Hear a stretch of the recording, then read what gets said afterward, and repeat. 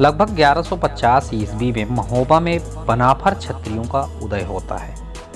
उस समय महोबा में राजा परमाल का राज चल रहा था।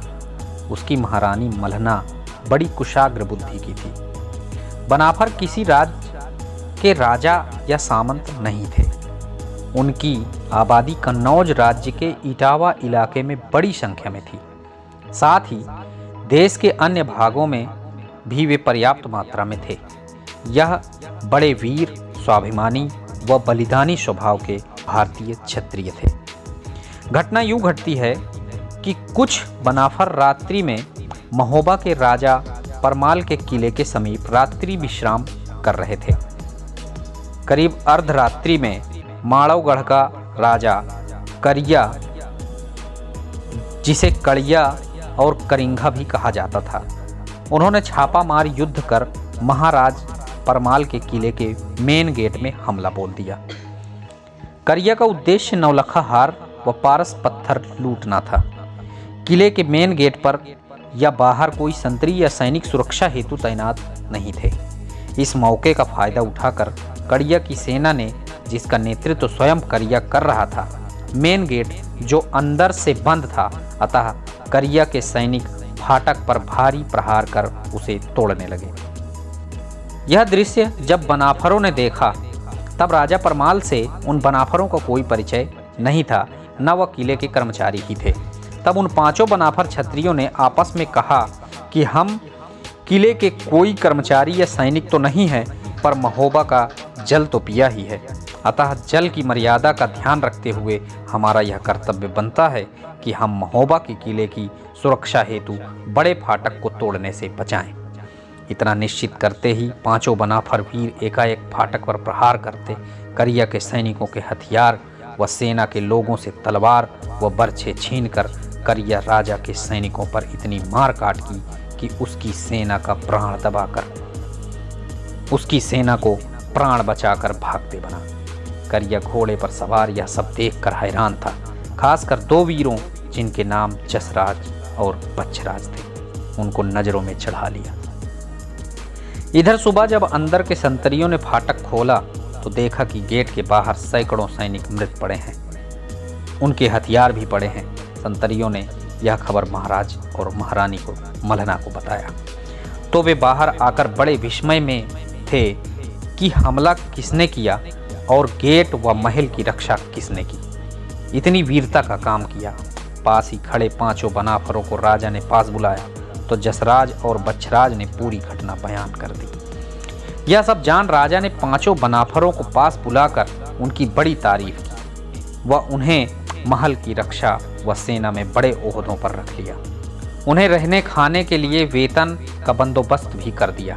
महारानी मल्हना ने राजा से कहा कि इनका विवाह कराकर यहीं आबाद कर दिया जाए ताकि वे महोबा से न जा सकें।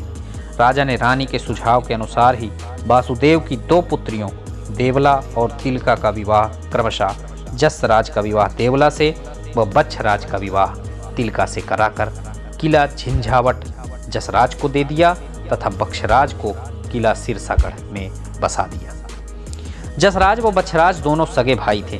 शेष तीन रहीमल, ताला व चुनके का भी ब्याह कराकर उन्हें बड़े फाटक व किले की सुरक्षा की जिम्मेदारी दे दी। कुछ समय बाद देवला ने आल्हा को जन्म दिया और बाद में ऊदल का भी जन्म होता है।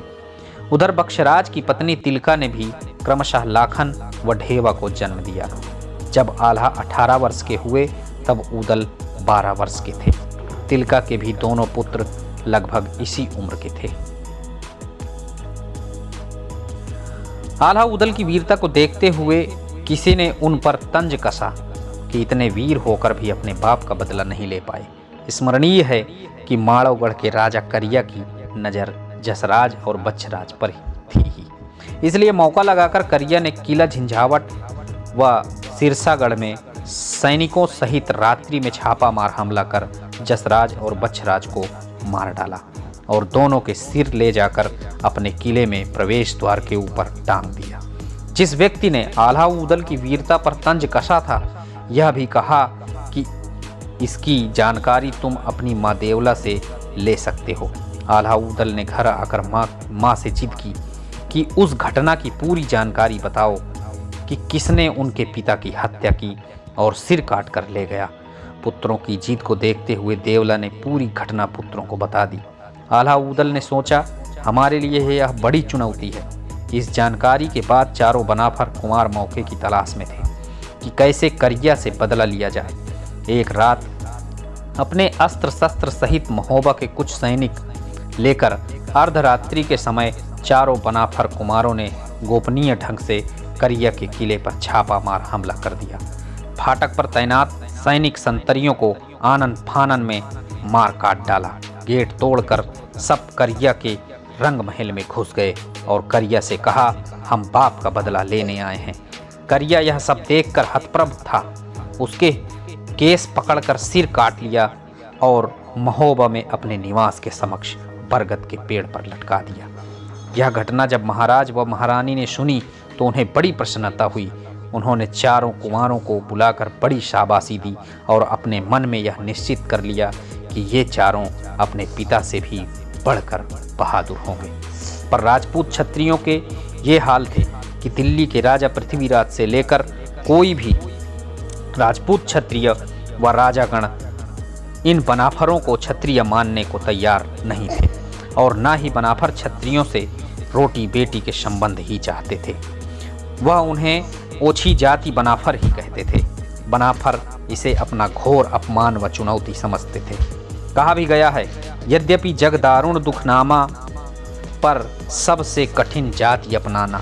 यद्यपि बनाफर निर्दोष थे पर वे राजपूत क्षत्रियों द्वारा उन पर लगाए गए कलंक को किसी भी कीमत पर धो डालना चाहते थे। स्थिति यह थी कि जब कोई राजपूत राजा या राजपूत अपनी बेटी के विवाह हेतु वर तलाशने के लिए लोगों को टीका देकर भेजता तो यह आगाह कर देता कि किसी बनाफर के यहाँ नहीं जाना।